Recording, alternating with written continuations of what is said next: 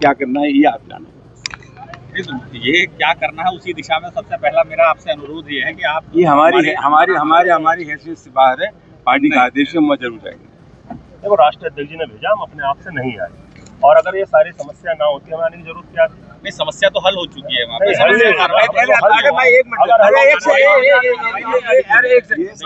अरे एक सेकंड हमारी बात सुनिए। पुलिस के कार्रवाई हमारी समस्या का निराकरण में आपका दृष्टिकोण अलग है, हमारा दृष्टिकोण अलग है। पूरे उत्तर प्रदेश में दलितों पर बाढ़ आई हुई है, अत्याचारों की। बुलंदशहर में घटना हुई, आगरा में घटना हुई, आपका रामपुर में घटना हुई। पूरे प्रदेश में घटनाओं की बाढ़ सी आई हुई है, और ये सब इसलिए हो रहा है कि उत्तर प्रदेश में सरकार का जो मिजाज है, तो सरकार के मिजाज के चलते कुछ वर्ग मदांध हो गए, अंधे हो गए। हमें वहाँ जाना है, और जाने के बाद आपने कहा कार्रवाई होगी। आपने ऐसी कार्रवाई क्यों नहीं की जिससे मैसेज जाता कि किसी की हिम्मत ही नहीं पड़ती? आपने कार्रवाई की है, तत्परता से कार्रवाई की, सबको अरेस्ट किया गया है। और ऐसा नहीं है कि जो हमारी तरफ से वो कमी रही हो। हमारे लिए कोई भी पीड़ित है और कोई भी अपराधी तत्परता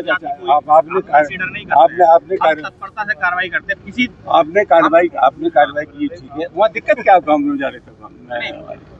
वहाँ दिक्कत क्या है मैं आपको बता चुका हूँ।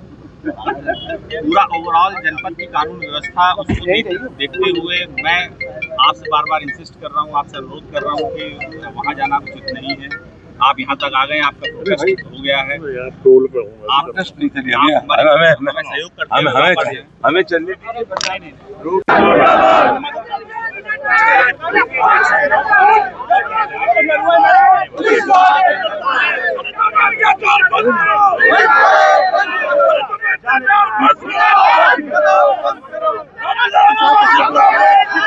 तुम्हारी आइडिया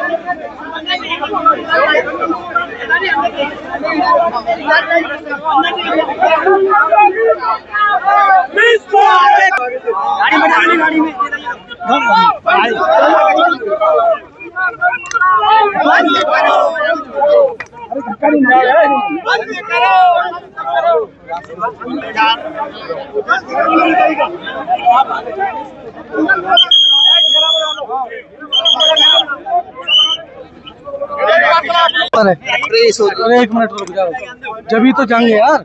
अभी गाड़ी में बैठेंगे, आपको दे देंगे भाई। गाड़ी इतनी देर में तो चल जाएगी। समाचार चलाएगा।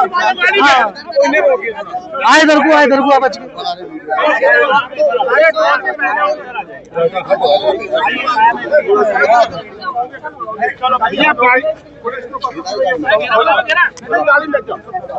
आगे आ जा तू, आगे नहीं चले, मैं आगे लगा दूंगा, बस बोलती हूँ।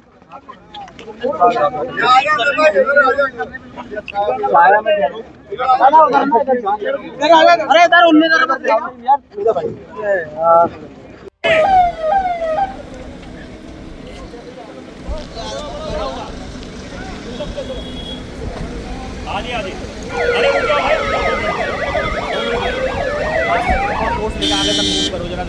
अरे आ जाओ, ओए जाओ भाई जाओ।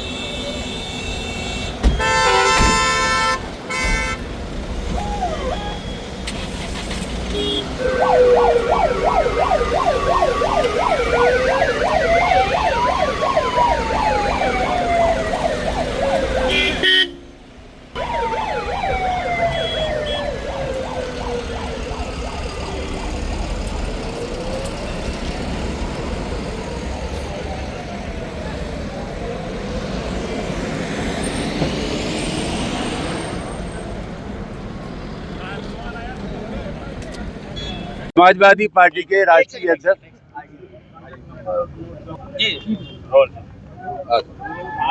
समाजवादी पार्टी के राष्ट्रीय अध्यक्ष श्री अखिलेश यादव जी के निर्देशानुसार हमें अभी सुनहरा जाना था।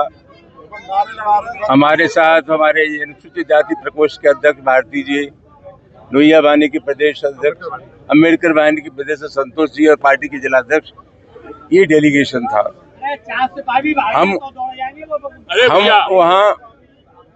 हम वहाँ जाकर के बस स्थिति का पता करना चाहते थे। और सही मानों में बात यह है कि पूरे उत्तर प्रदेश में आज दलितों पर अत्याचार की बाढ़ सी आई हुई है। अभी आगरा में नगला तल्फी और बंगारा गांव, वहाँ भी दलितों की बारात नहीं चढ़ने दी। रामपुर में एक दलित बच्ची के साथ जो कुछ हुआ वो लोग आप जानते हैं। हालांकि प्रशासन का कहना यह है कि हमने कार्रवाई की, हम इसको नाकाफी कार्रवाई मानते हैं। कार्रवाई ऐसी होनी चाहिए जिससे संदेश जाए कि भविष्य में इस आशय की घटनाओं की पुनरावृत्ति नहीं होगी और जो लोग इस कुकृत्य में शामिल हैं उनके खिलाफ सख्ती से पेश आया जाएगा। तो मैं नहीं समझता कि इस तरह की घटनाएं बार बार हो सकती हैं। हमें लगता यह है कि ये जो सामंती मनोवृत्ति के लोग हैं उनको लगता है कि उत्तर प्रदेश की सरकार हमारे मिजाज की सरकार है, हमारे दिल की सरकार है, हमारे मन की सरकार है। सरकार का जो आचरण होता है, समाज की शक्तियों का संचालन बहुत कुछ इस तरह से भी होता है। उत्तर प्रदेश की सरकार है और उत्तर प्रदेश के मुख्यमंत्री योगी फरमाते हैं कि अमन चैन है उत्तर प्रदेश में, कानून व्यवस्था की स्थिति कंट्रोल में है। हम समाजवादी पार्टी के कार्यकर्ता हैं और हम लोग कहते हैं कि उत्तर प्रदेश में कानून व्यवस्था की स्थिति ठीक नहीं है। उससे ज़्यादा सही मूल्यांकन होता है आम जनता का। आम जनता क्या महसूस करती है वो ज़्यादा महत्वपूर्ण है। और आम जनता में जो प्रतिक्रिया है सरकार की, इसको चलते मैं कह सकता हूँ कि उत्तर प्रदेश में जंगल राज है।